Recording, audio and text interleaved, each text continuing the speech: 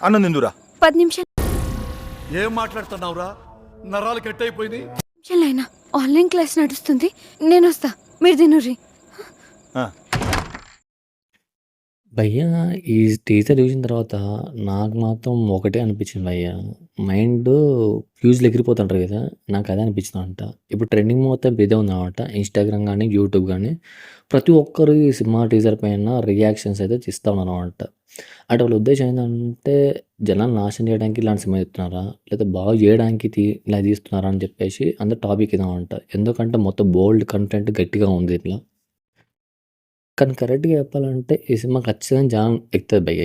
చాలామంది చూస్తారు ఖచ్చితంగా. ఎందుకంటే బాలే అని చెప్పేసి అంటారు. కానీ లాస్ట్‌కి ఇలాంటి సినిమాలనే హిట్ చేస్తారు. ఇది మధ్యలో తెలిసిన విషయం అనుకోండి.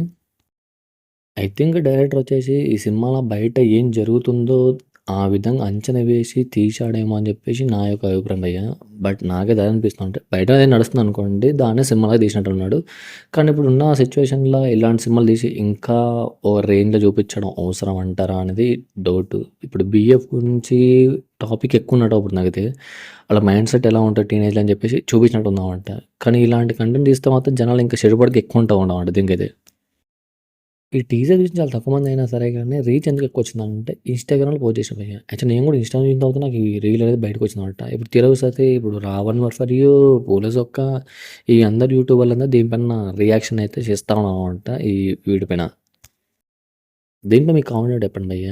నాకు తెలిసి ఇలాంటి సినిమాలు తీయడం కరెక్టే అయినా కూడా ఎంత బోల్డ్ కంటెంట్ జనాలు చూపించడం అయితే ఇంకా చెడిపోవడానికే ఎక్కువ ఉంటదని చెప్పేసి నా యొక్క రీజను. అంతకంటే ఇంకేం లేదు. బట్ మీరేమనుకుంటే కింద కామెంట్‌లో చెప్పండి. రైట్ అనుకున్నారా? రాంగ్ అనుకుంటున్నారా అనేది. Thanks for watching. జై హింద్.